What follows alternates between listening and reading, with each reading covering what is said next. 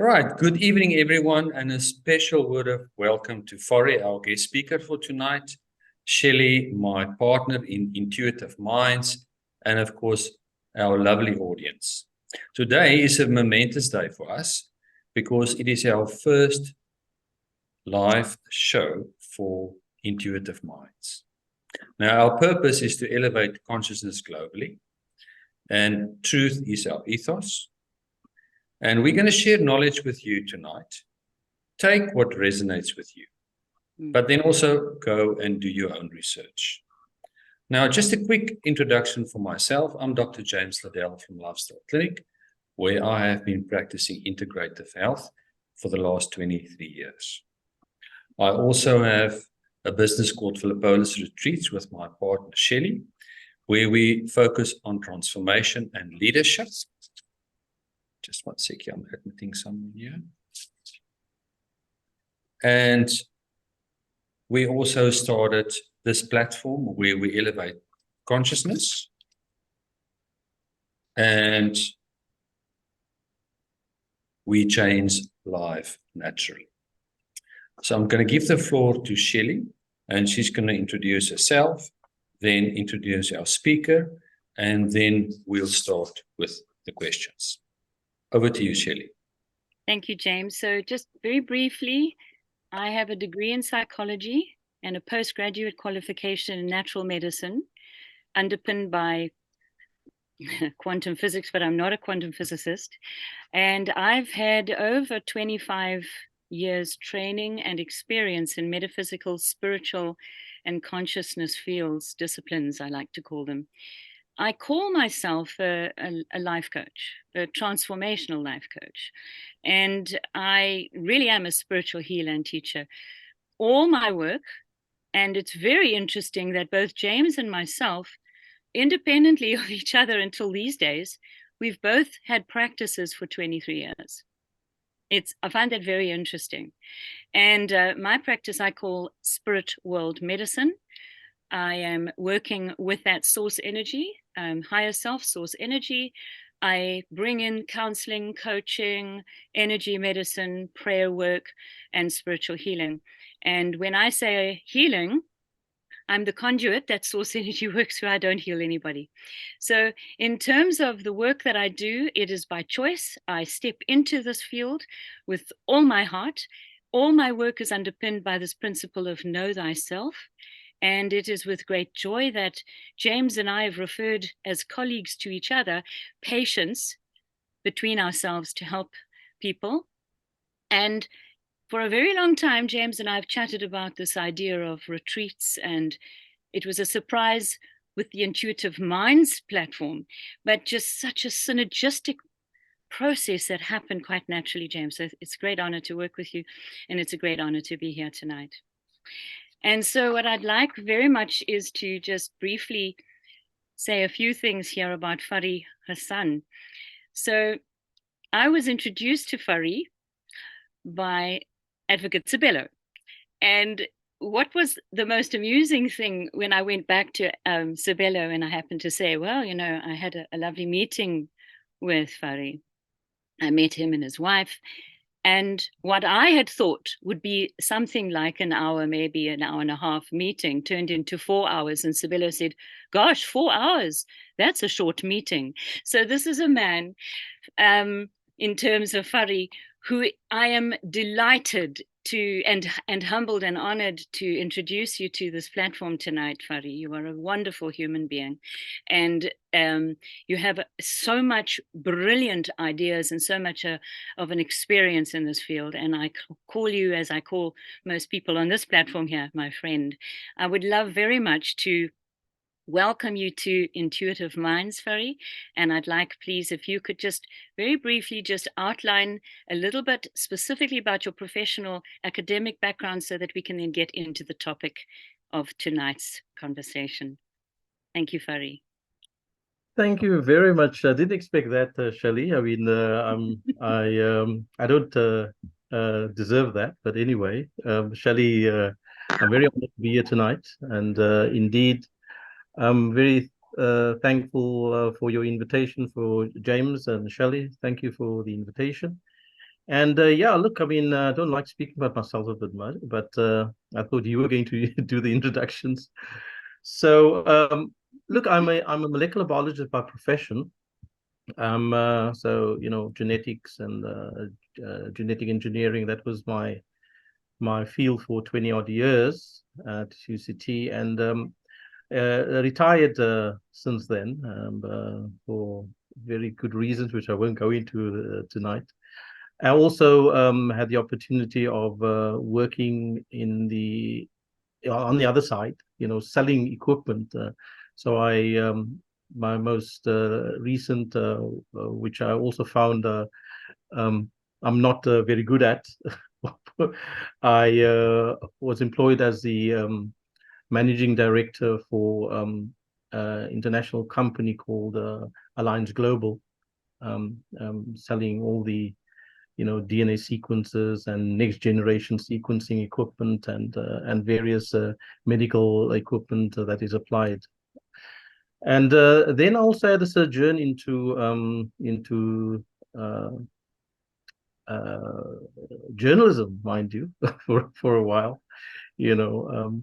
And when I left science, I went into journalism. And when I found out about genetic modification and what I was actually busy with. And lo and behold, that was actually by the way that I found out, so I was obviously as a scientist very eager, working on the genetic engineering of various. I was working more in the area of pathological diseases, more in particular lipid metabolism and so on. And when I found out that actually there is most of this research is actually designed and most of science at this moment in time is to do with combating and of course tonight's program, tonight's presentation will also focus on that, on preventing aging and prolonging life, and and that is when I started going very much into the very research that I was doing and how I was starting to play a role. And when I realized that, whoa, this is really playing with God's domain, I became very, and that's when I resigned. I couldn't. I was telling my wife, at night, I had this inner fight with myself, that that my research, and they sell it very beautifully, in the scientific world. You go on conferences, you meet all these great people, and you are, you receive accolades and all this.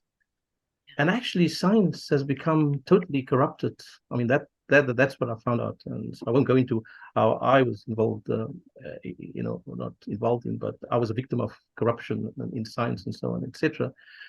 But this is my story, and now I feel very happy teaching kids calculus and teaching them science and biology in the confines of my home, and I'm quite happy to do that, because it's there's no corruption in that.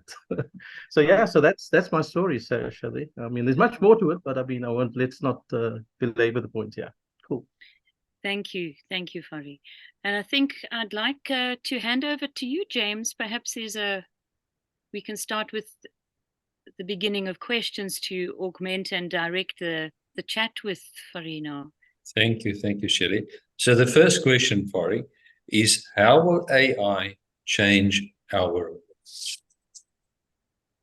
Okay, so if I may ask you, a very important question, and I do address it. I've got a presentation. Is it possible to share my screen, perhaps, and then I can also present my findings in. Oh, just before we start, so what had happened was over the last 3 years, I became very much embroiled in this whole question around COVID-19 and the vaccines. And yeah, thank you, James, for making me host.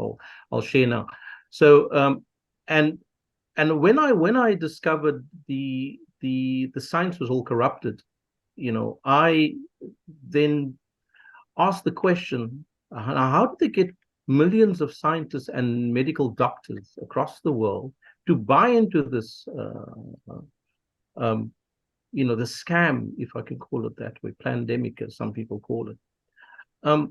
That's when I started getting interested in the conflicts of interest, following the money, and I started looking at the scientists, in particular, people like Fauci, people like Professor Salim Abdul Karim, people like Glenda Gray and Helen Rees and so on, and in our domain and so on, and Shabir Madi and all these people. I started looking more specifically at these, and of course at the institutions like organizations like the Bill and Melinda Gates Foundation, the Clinton Health Access Initiative, like Clinton Foundation, these people that give lots of money, Wellcome Trust. And lo and behold, I mean, it unleashed a Pandora's box, if I may call it that, of corruption and deceit and basically, I mean, the names that I've mentioned, I've got a whole host of black market information on these people that will, if any judge would want to listen to these people will end up in jail for what happened to us over the last 3-4 years. But of course, that also then led me into discovering what the whole objectives of this cabal was about, And of course, this is where transhumanism came in. The question that Shelley wanted me to address, because the whole conflict of interests and also the taking into account the COVID-19 scam and what has happened and how these people are controlled. It turns out that my research then focused on an entity called the World Economic Forum, right, which brings into fray people like Klaus Schwab and Yuval Harari and these people, and when I looked at this, the light bulb went off, and I mean, I thought, this is what it's about. It's about transhumanism. It's about control. It's about the whole COVID-19 scam was about making a test run, almost like I'm sure people are aware of the whole event 201, in late 2019, where Bill and Melinda Gates Foundation and was the World Economic Forum and these people came together and did a simulation of what the release of a virus, and they call it the zoonotic virus, would have on the world population. And of course, come 2020, they carried it out, just as the simulation became a reality. And the whole idea was really to instill fear, so the program was to instill fear, right? Then they would get the reaction from the people, which is absolute fear. And I'm sure people remember in 2020, I think it was in March, just before the lockdowns was announced in our country, like for that couple of the evenings, they just played the movie Contagion, like all the time, in order to create this narrative. And throughout these several years, the last several years, we were subjected to this. So what was it all about, And when I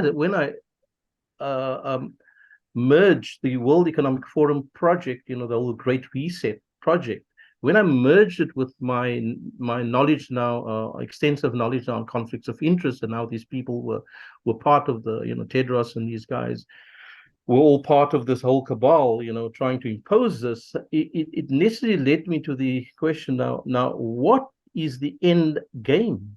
And the end game really, let me admit, the end game really became to drive the vaccines, right? To drive the vaccines. because if they could instill fear, they get a reaction. People now, please give us a solution, and then they come with a solution. And what was the solution? The vaccines, and everybody took the vaccines, right? What people didn't realize, the vast majority of people didn't realize, that this was the program, because the program was the vaccines would lead us to digital identities, right? And it would then eventually lead everybody in a controlled everything would now be controlled by what? And you started it off, James, by asking the question about AI, and this is what it was about. This is where the 15-minute cities come from. This is where the digital IDs come. This is where the vaccine IDs come. This is where it all ties into control. This is where the 5G comes in, and this, so and so on. So let me not belabor the point. Let me just start off. Look, I mean, by the way, James, how much time have I got? Corey, we're going to talk till 8:15, and then we leave 15 minutes for questions. Okay. So if Shelley wants to go over to the next question, she's welcome. So what we can see is that the purpose of the whole exercise is to control the world. Yep. I mean, that is what I'm saying. That the whole exercise. So let me see if I can share this. Why is this not? Boy, why is this not sharing? Oh, there it is. Okay. Okay. All right. Can everybody see that? Yes. Transhumanism. So can everybody see that? Excellent. Yes. Beautiful. All right. Okay. So look. So I was asked to speak about, and the question that James asked was about the. Let me get onto slideshow. Okay, from the final slide. Okay. Can everybody see that? Perfect. Thanks, Perfect. Corey. Right. Okay. So you asked the question about and tonight's program was really about because when Shelley spoke to me about a month or two ago, look, can we speak about transhumanism? I thought, okay, no, this all ties into your question, James, about AI and the impact that it's having on our lives and so on. But I wanted to make it a bit more broader than that, because transhumanism is really a challenge to us, the challenge on the soul of humanity. Yeah. Yes. And this is really the question that I would like to leave the audience with tonight, is that we need to ask the question, how is it going to affect us as individuals? This quest on forging ahead on this whole progress, modernity and wokeness, and everything that comes with it. And so let me continue with the next. Okay, let's just gonna go over there. So transhumanism is really a broader term for a much broader coagulation of various different branches of science, or shall I say new science, that has come to and it was on artificial intelligence, synthetic biology, genetic engineering, and maybe one or two more things to that. So let's look at this. This is, I mean, everybody knows who this guy is, Klaus Schwab, founder of World Economic Forum. He said in his project that emanates from the World Health Organization, sorry, not World Health, but World Economic Forum, and that emanates from the Great Reset, is the fourth industrial revolution. And he says that the fourth industrial revolution, as you can read there, and transhumanism doesn't change what we are doing, but it will change us. I think that is that is the most important and fundamental question that we need to address tonight. How will it change us? Now, you've got a company, Better Humans. Now, Better Humans, by the way, is a World Economic Forum company, but it's also very much tied into this whole transhumanist discourse.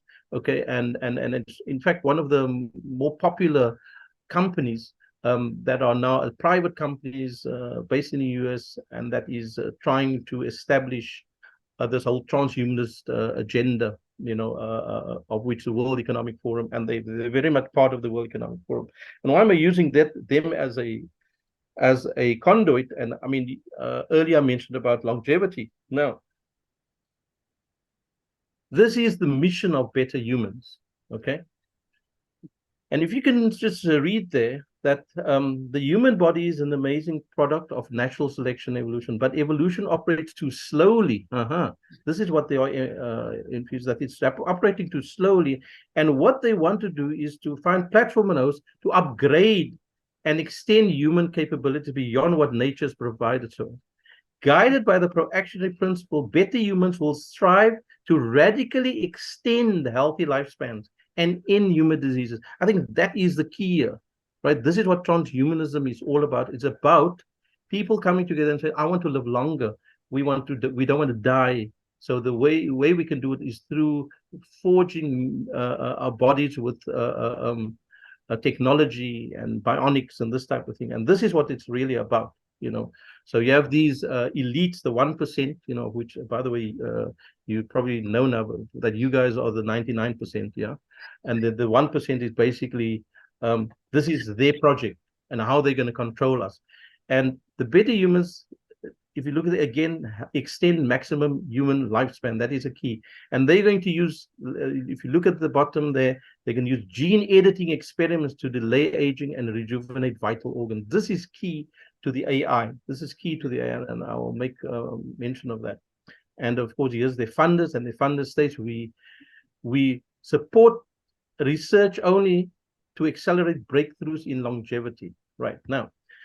So Elon Musk, and everybody knows who Elon Musk, probably the richest man in the world. He's founder of Neuralink. Of course, he's more now famous now recently for taking over Twitter and so on. Now he says this: over time, I think we will probably see a closer merger of biological intelligence and digital intelligence. That is the key, and you'll see on the right-hand side, Sally, can you see my cursor there? Can you see my cursor? Yes, I can. Yes. Right. So if you can see here, so his Neuralink company, his mainstay is to make what they call a brain computer interface, where basically they implant chips into the brain that will interface with computers, and effectively you will be able to download your memories, you'll be able to upload feelings and things, and all remorse. They want to do this. And as you can see, they also want to use this for telepathic communication. So you can see where this is going, right? And the idea about this is Neuralink is that they want to enhance. Now, this is a very important point about AI, is to enhance senses. The whole X-Men type of thing. Enhance strength, enhance sight, enhance hearing. So they've got this thing about this enhancing that effectively human beings is not. God has made a mistake. He doesn't create human beings with enough tools to traverse the future. So they need to augment the human beings with implantable. Oh, by the way, as you can see there, very interestingly, with the old COVID vaccine story, the old issue came in of myocarditis and pericarditis, and well, no problem. Neuralink is going to implant defibrillators. So if you get a myocarditis attack, you can just stimulate the heart, and so on, etc. This is how crazy these ideas are, and they can implant contact lenses, correct eye. Well, this is some of these things, by the way, ladies and gents, is very noble in correct eye defects and blindness, but it can also mean not just correct. If it lands in the hands of bad people, which most of the 1%ers are. They could use this for nefarious purposes, and so on. So let's go. So here is then of course one of the side sub parts of transhumanism is the Internet of Bodies. Now you have two types. You have the wearable devices, implantable devices, right? And here's just a list of some of them. I didn't even exhaust all of them, right? It's smart watches, electronic tattoos, smart contact lenses, smart clothes, by the way, pants, shirt, sock, belt, smart hearing aids, electronic footwear, prosthetics, smart glasses, etc., etc. And in the implantable side, on the right-hand side, you will have, of course, we know about microchipping, but did you know about smart insulin pumps, for those people who may not have problems, diabetics and so on, and who don't stick. Oh, by the way, the idea is for those who don't stick to their diabetic plans and take the insulin on a appropriate time, guess what? The doctors will now be able to, via Wi-Fi internet, be able to make sure that you take your insulin dosing, and they can just flick a button and the pump will pump insulin into you, and that's how they will manage. And they will also be able to monitor you, of course. It's smart gastric simulators, smart heart devices, as I already mentioned, measures heart rate, and by the way, prevent blood clotting, as I already mentioned. Brain neurosimulators, cochlear implants to restore hearing. Oh gosh, again, here we're coming in the realm of X-Men and this type of thing. Oh, by the way, digital pills will now also be ingestible with sensors, right? So again, where is this going? I mean, it's like crazy. It's like absolutely crazy. And the Internet of Things will integrate with the healthcare system, and you will be, as a patient, you will be totally monitored, conditions, etc., etc. So, and here's a very important statement that Sally Thura mentioned. We're building an internet that senses, thinks, and acts. We're building a world-sized robot, and we don't even realize it. Yes, Internet of Things. I mean, and this is clearly not an exhaustive list. Smart toothbrush, smart bed, smart toilet. It can measure your excreta, for God's sake. I mean, where's this all going? We of course know about the smart refrigerators, kettles, stoves, ovens, etc., ATMs. And of course, we know about the smart electricity and water meters, how that's going to impact on us, measuring, reporting data to the authorities and so on. Basically keep tabs on. Here is oh, by the way, here's an interesting one. Atolla, the MIT, they use AI to test the best skin products for so nanobots. They've got nanobots in the testing kit, detects your oil content of the skin, and informs you of the best skincare products, and of course same with shampoo. So just go. What I'm trying to is just to allude to how far this is going, and just to sum up the issue. Obviously, it's not the last thing we're going to mention, because next I want to go into AI. Transhumanism, it's this long. I mean, we can go back to in the 1500s. The split between the Catholics and the Protestants. This was the seminal point in the history of mankind when the split, and that was followed by, of course, the modernity, or should I say rather the Galileo, the scientism came in, that science replaced God in terms of truth and so on, etc. And because there was this schism in Christianity, this huge schism, the church did not have this authority anymore, and then of course scientism came in and truth, and then modernity followed that, and then we went into the postmodern world, and then we went into the Enlightenment, the Western Enlightenment, which was basically a case that mankind can decide what is best for him, and basically God was left out of the equation. And so transhumanism is really this long, should I say, this fight, this that Western man had within himself as to discover truth, and it ended up as the Western Enlightenment, where knowledge, where mankind ascribed the highest order to himself, and of course that came in, Auguste Comte and these guys, as philosophers, they evolved to the concept of humanism,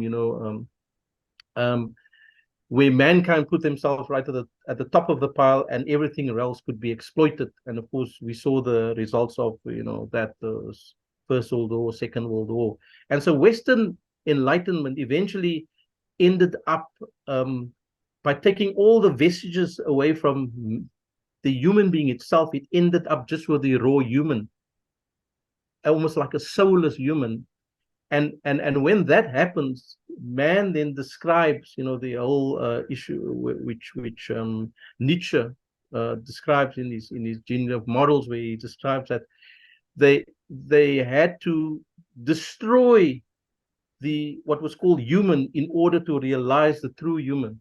Right. And this, of course, led to individualism. This was the cornerstone of individualism. Everything, only I matter, nobody else matters. And this ended up in the utilitarian movement, where only I matter. And this, I think, is the sad history of Western man. And basically transhumanism is utilitarianism on steroids. That's my quote, by the way. One human life has more value than another life, listed by how advanced the other is over another. And I mean, this is pure racist ideology, and we're back there. We're really back there. I mean, these Klaus Schwabs and these what's his name, Yuval Harari. He says, what was Yuval Harari says? Most human beings are useless. They're useless eaters. They need to be get rid of. And if we can merge them with something better like bionics. So if you look at artificial intelligence, AI. I mean, this is the buzzword these days. And I mean, if everyone remembers, of facial recognition, biometric tracking, surveillance technologies, robotics, etc. And of course, the latest buzzword is quantum computing. I mean, that this is like absolutely. I mean, I'm not a fundi in this topic, but when I started reading about it, I'd send shivers down my spine to what this. Hopefully, we will get to that later. But anyway, let's just briefly, quick. First generation of artificial intelligence, and we'll all, most of us have contact with it. GPT-3, GPT-4, Chat GPT, which is basically algorithms that, I mean, everybody types in a word, and then of course in the suggestion box comes in a lot of words that you can choose from, and it's based on your previous history of the cookies, based on your previous history of searches. That's our first that is a first generation artificial intelligence, right? And of course now comes the next generation of of artificial intelligence, where you can type in and you say, I want to write an essay on this or an essay on that, and then AI, Chat GPT will write it for you, right? I mean, where's this going? Right. Anyway, next, you can upload skills now, instantaneously without needing to learn. You don't need a teacher anymore. You don't need school anymore. It can teach you physics, mathematics without even having to attend the class. They're better than teachers now, even. What's the next generation? Artificial general intelligence, right? And by the way, they're planning on. They were already busy rolling it out, but it's going to be in full swing by 2030. Again, looking at the 2030 Agenda 2030. Now, what is AGI, right? It's basically going to make humans obsolete. Why do I say this? And that is true. What Yuval Harari, because basically they want to, Neuralink is basically implanting chips in your brain, and basically it's going to take over your thinking, taking over your brain, right? It's going to it's going to become so advanced that, because what this whole Google was about. What Google was about, remember, Google was a DARPA. It was a American defense intelligence project, right? And the objective of Google was really to get as much information and crunch it into their supercomputers, and we all contributed to through our putting our profiles on Facebook, putting our profiles on Instagram, our photos on Instagram, putting and our YouTube videos upload, and this was all part of Google, isn't it? These are all part of the whole nexus. They actually wanted us to contribute to the AI, the super AI, and we willingly contributed to that. So now all you need to do is, I want to author a book, compose poetry, compose a music concerto, and AI will, and that's the next generation artificial general intelligence. You will have a AI robot, having the knowledge to play and to compose its own music concerto. It will perform any human task connected to network of supercomputers, quantum computers, and effectively it will end up surpassing all human capability. What individual humans and collective humans are capable of today, it will surpass all of that, and more. It will be able to eventually build versions of itself. It will construct its own knowledge. Now comes in the next generation, which they hope, they say by 2050, we say artificial super intelligence. It is where it will surpass all knowledge on Earth. One robot will now have the ability to compress all knowledge at planet Earth. They will be able to solve complex physical mathematical problems that would have taken hundreds of years. They'll be able to solve it in days, if not hours, right? They are hoping that where they will reach a level where this AI will reach a level of sentience, consciousness, with emotions. Can you believe where this is going, right? AI will reach a species level which would allow them to behave and act and even have all the facets of human beings. Intermarriage between, there will be sexual experience, there will be, where is this going? This is the future of AI, and eventually what they want to create artificial divine intelligence, which is a representation of God. I mean, can you imagine where this is going, people? And eventually the realization, acceptance, and the worship of a godhead based on artificial intelligence developed through computer software, hardware. I mean, this is where it's going. I'm just briefly, I'll end off with some of them. There's a lot of research that I've done. This is Amazon Go, right? It's a just walk out shopping experience. No, there's no people serving. They've just got, in fact, even the shop itself, the articles and the items is even packed by robots and so on, right? And this is what it is. So the idea is you enter, you scan your phone, right? You enter, you take what you like, you shop and walk out. And the moment you leave the shop, it will reflect on your bank statement on your phone.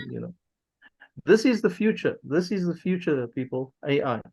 I mean, here is a no human robot coffee bar. You walk in, you order, you pay by your phone, and your coffee is served. There's no human being involved.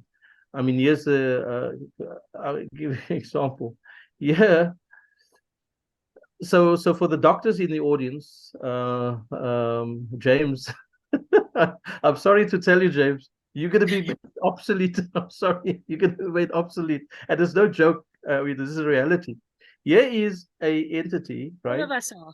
Where they have X-ray patterns, right? So what they've done is, and I think it's at MIT, also an MIT project, where they took 100,000 scans, right, of X-rays of lung, related to cardiac, pneumonias across the spectrum, right? And they got AIs to scan this. Okay, they got AI to scan this. And guess what? When they did a test between a normal, ordinary doctor and the AI computer, in most cases, the AI outperformed medical specialists in the assessment, right? So this gives you an idea of the power of AI, that doctors effectively is going to be made obsolete. And most, as I say, as Shelley was saying, most of our professions can be made obsolete. I'll give you an example here as well. So this is Max Little, Professor Max Little at Ashton University, Birmingham. He developed an algorithm that can monitor and take voice patterns, yeah, measuring slight variations and so on. And of course, many of this was then related to Parkinson's and dementia and so on, etc. Right? And also the algorithm could also pick up gait movements, walking patterns, that um, people with Parkinson's and people with dementia or various, would have a certain pattern and so on. And eventually what happened was they managed to take, a couple of, 20, 30,000 people with Parkinson's and so on. And the AI could then crunch all this information together, and effectively they could outperform doctors. What doctors miss sometimes, the AI could pick up. So this gives you where we are going, And here's a AI waiter. I mean, this is in China, by the way. This is one of the most dystopian pieces of information of all, everything that I presented now. This is the most dystopian. I mean, it's shocking in its effectively what I think this is in Beijing, right? In Beijing, they've got this center, right? Monitoring center, and it monitors the entire city of Beijing, all the CCTV cameras, all the hospitals.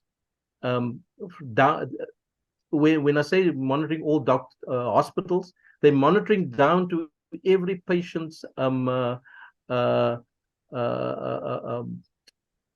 they call it, what's the heartbeat monitor, and what they're measuring down to that. So they can say at the center, they can say that person died in that hospital, therefore that bed is available, right? And this person died from that. They will be able to say this person crossed the road there, by biometrics, and he was seen again 10 minutes later in that location and so on. They can monitor everything inside your homes, even they can monitor, right? And I mean, this is effectively a what's the name? A random person walking in the street, and the CCTV camera is there, and this CCTV camera can pick up this person, and once it person is biometrics to how much you got in your bank account, they can monitor every little thing. So effectively, it's so dystopian. Look, I mean, we can maybe leave it there. I think I don't know our time is James, but you said what time did you say? 8 o'clock. Yeah. So look, No, I mean, this is just quickly just run through the concerns. Okay.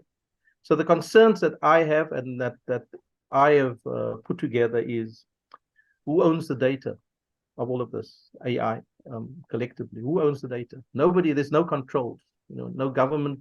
There's no oversight. There's no who owns all these corporations, right? The AI robots will now replace jobs. What's going to happen to the people's jobs? People are going to be left out in the cold. University is going to be obsolete. Why? Because you don't need. You can just Alexa. I'm sure everybody's heard of Alexa.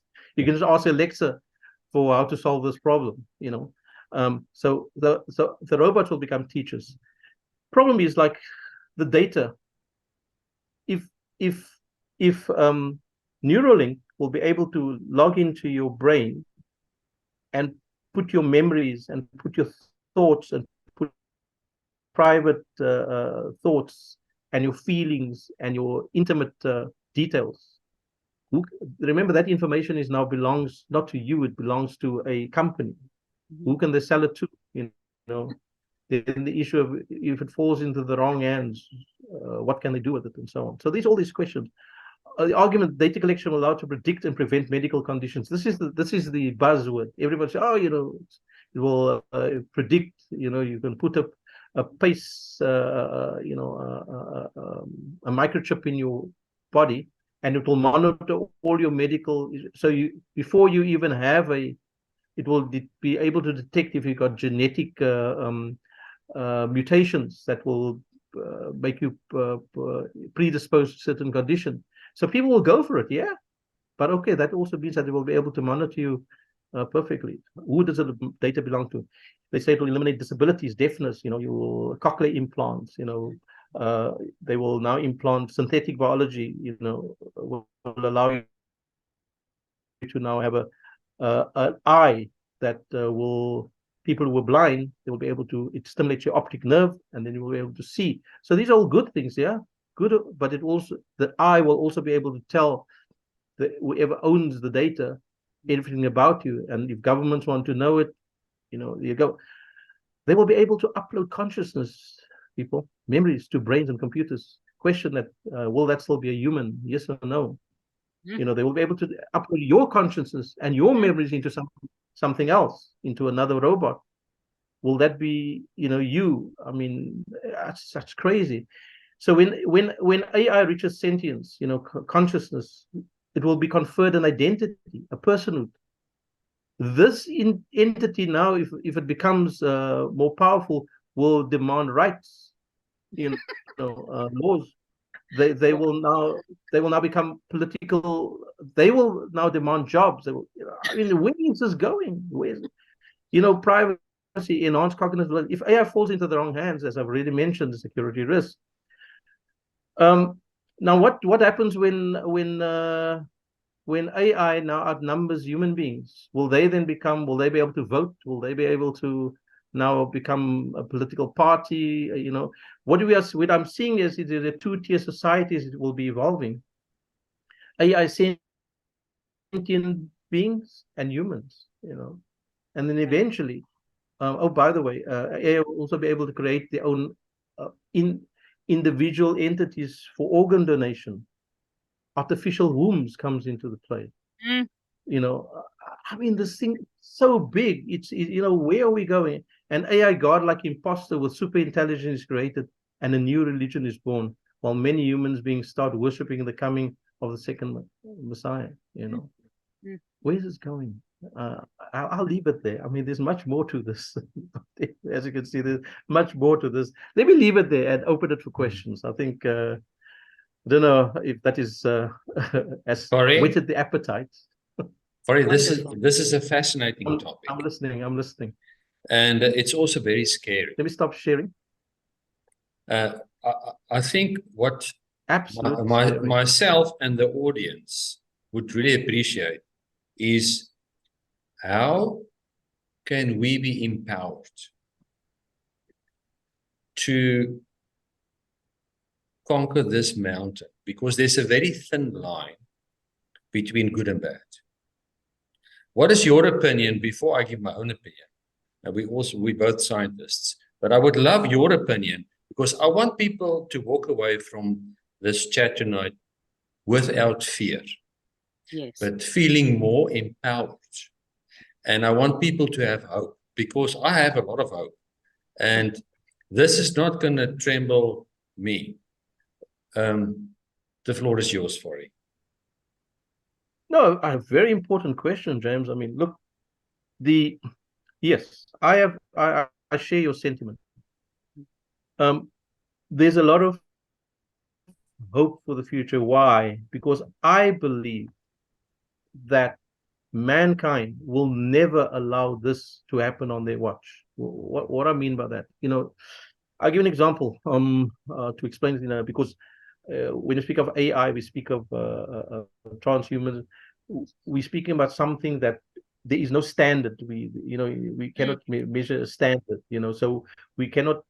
I cannot create a image or message that will be able to. But what we can use is, for example, I'm going to give an example. I mean, everybody had experiences. Now, recently with the whole Woolworths thing, the whole transgender thing, that they advertise in Woolworths, right? Woolworths, and everybody now trying to find ways how to accommodate the transgender community, right? Now the thing is, I mean, I don't want to create any differences in, but I'm merely making this as an example, right? What happened? What happened was the people responded. I mean, in America, for instance, there was America or Canada. There was parents came out and walked the streets and said, "Look, you're not going to get to our children." The point I'm trying to make is that there's enough people that will come out and say, "Look, we have our ethics, we have our views.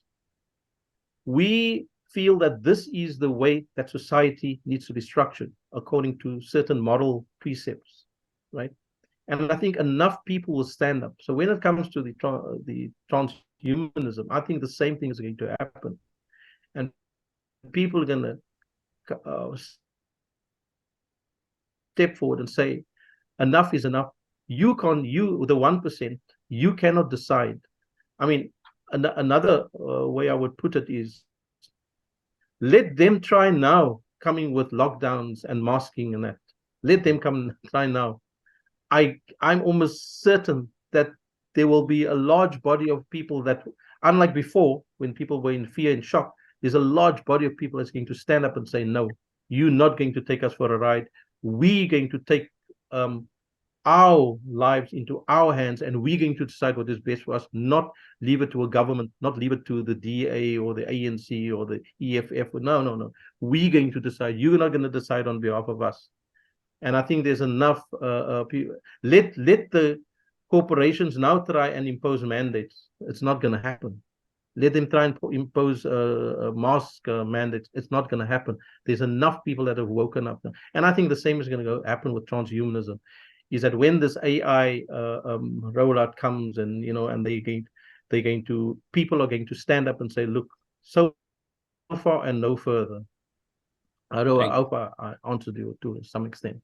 Thank you, Fari. Shelley, would you like to say a few words before we open the floor for questions? Fari, what I love about this kind of conversation is bringing awareness into this very strange thing called this transhumanism. And many times in a lot of conversations in the world and a lot of movements, certain specific movements that are happening in the world, when you dig deep into the information, transhumanism shows up at the bottom, right at the underneath of things. And a lot of people have been ignorant and not aware, innocent, naive, perhaps. And it is because of people like yourself, myself, James, all the conspiracy theorists in the whole world who just stood up at certain times. And the awareness is placing in front of people the conversation that you're giving tonight, for example, so that people can walk away going, gosh, I didn't know it was going to be that, because convenience is sold. And the process about getting a better life, I deeply appreciate and never want to ever have to be in a place of being in a wheelchair or having impaired structural things in our body and functional issues. And the sale, oh, get AI or get a chip in and you can get this part of you fixed. When we are looking at humanity and the consciousness of us, our world, is there's an exchange. And your conversation tonight is shedding a light on what that exchange can be, because part of your talk tonight is transhumanism and the soul. And we need to talk about the soul of each person, and the spiritual components of everyone. Whether you acknowledge you're a spiritual being, you've got a physical body, you can pretend that you're not a physical being, but you've got a physical body. It's the same thing as you've got a human, you've got a physical body, you've got an emotional body, you've got a mental body, you've got a spiritual body. Transhumanism and the sale of something that's going to change your life and the language of immortality.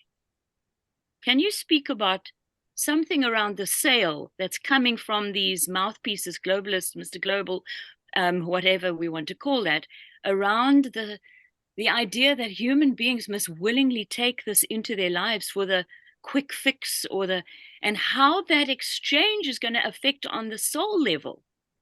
Can you give some guidance on that for the people to consider tonight? Sure.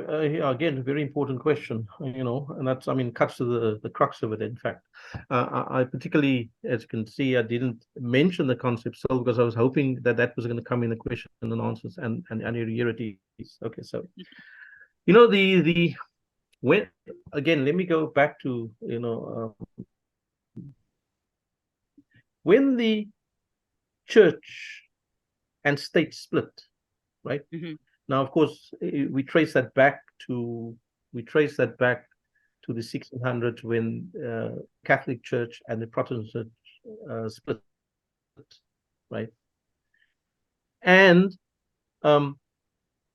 what followed from that, the natural consequence of that was the Enlightenment, was that therefore church and state should split, because it meant that while the church was always looked upon as the guardians of the soul, the souls, the various lost souls, the state had nothing to do with the soul. Mm-hmm. You see, the state had everything to do with the physical. Yeah. And eventually, what happened through the Enlightenment, and now we're coming into the 1900s, we're coming into, when humanists, when, Nietzsche and these, Immanuel Kant, when he spoke about the soul and so on, the soul was then devolved to an entity devoid of human beings, you see, devoid of human beings. And all you then had left was the physical body and physical and worldly delights and worldly desires, free from the soul, you see, because the soul had now been relegated, because the church was demonized, basically, in a sense. The church didn't deliver man from salvation and so on, because that is what basically the objective was to destroy the church, to destroy that. And when they achieved that, all that was left was man, the physical man alone, and so out of that evolved all this wokeness and all this, and the man, and therefore, because there was no constraints anymore, the church, when the church was still at some control over the souls, and people still listened to the church, there was still this fear of damnation, that you could go to hell and so on. When that was, because now, what was this replaced by? This was replaced by man as a separate physical entity whose knowledge and progress and modernity was going to save them from damnation. And many people went with that in the Western world, went with that. Why? Because there was no, so I didn't have to fear that my soul was going to be ripped from me and thrust into hell and so on, etc.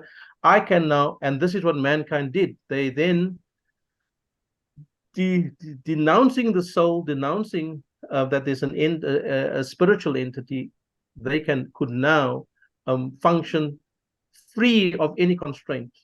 And of course, transhumanism is the end result of that utilitarian philosophy. That, where can this go? Mankind. Okay, so the 1%, Yuval Harari and these guys would say, no, look, I mean, generally speaking, the vast majority of man is at least merely a commodity that can be sold and cut up and sold, as we see fit. In fact, human beings is just good enough for organs for us. Human beings is just good enough. Their genetics can be manipulated as we see fit, via CRISPR technology. We can insert genes here and there and so on, etc., and make a better human being. isn't it better to be stronger, like the Wolverine, and something, and this is why they sell all this. But I don't know if people notice that in these movies that makes reference to this kind of physical expression of physical super, I mean, maybe it started with Superman and all this, that Superman can be, better than God in many ways and so on. So they promoted the soulless being, and so what is the response to this? I would say my response would be, the two cannot go separately. The two cannot go separately. Why? The physical depends on the spiritual, and the spiritual depends on the physical. Why? There is, there was a Russian study that was done about 10, 15 years ago. 15 years ago. It was corroborated by a British group and an American group, research group. The Russian group, they had developed a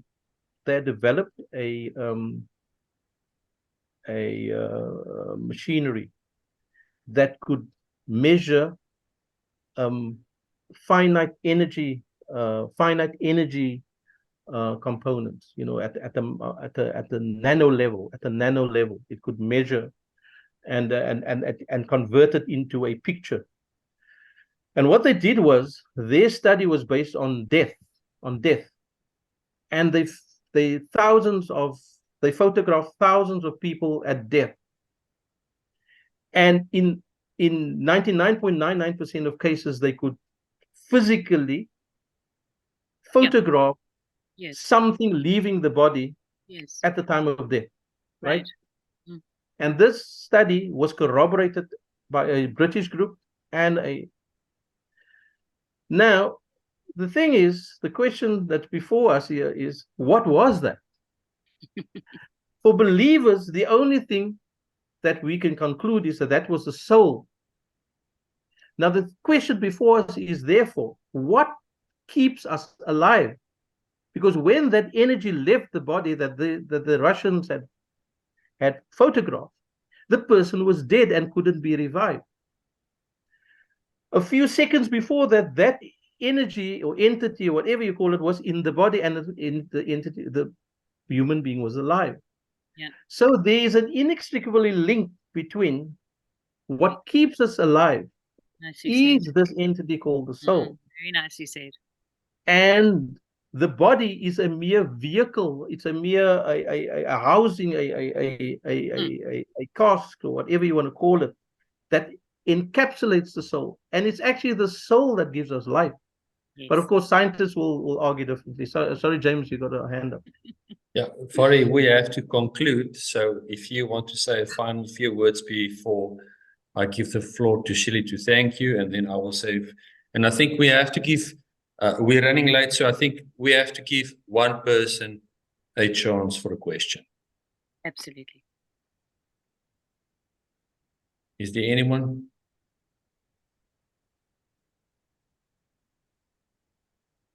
What is that chat? Okay, so no one wants to ask a question. So Shelley, would you like to thank Fari, and then I will say a few final words. So what I just want to say quickly, Fari, is the conversation around immortality and convenience. When we are born with eternity inside of us, it's this conversation around you lose what the source energy, if you can place it that way, has given you, and with the unlocking of DNA and the awakening of our true potential, this whole story goes away. This goes away when we truly remember who we are, when we grow our awareness of that and start asking the critical questions and start going into that intuitive sense of self, that we can start looking at this scenario and saying, sounds great, but why would I give what I am up?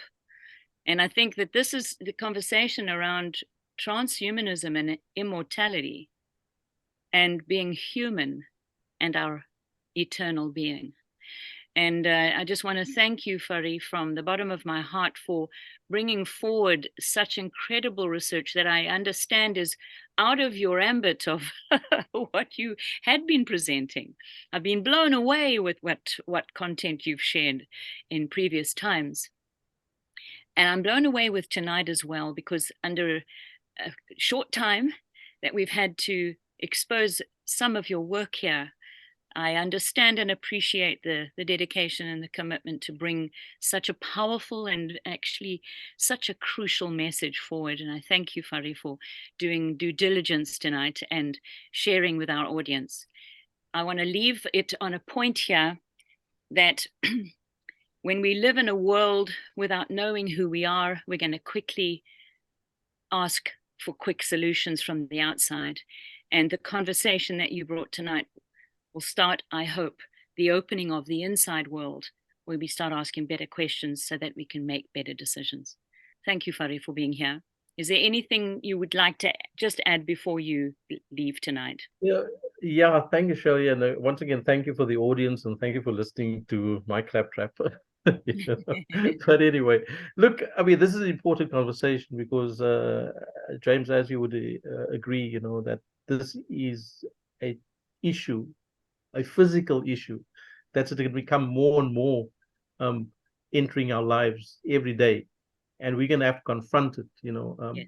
And you know, us old fogies, we're gonna have to grapple with these issues because the youngsters are gonna come through with all this new knowledge and new information and technology, and you know, and so look, I mean, in fact, there was a question that I made. It's a very profound question. I just wanted to ask: can AI have a soul? You know, now the thing is, the question, of course, before is what is the soul? You know, as a believer, I am a believer. Mm-hmm.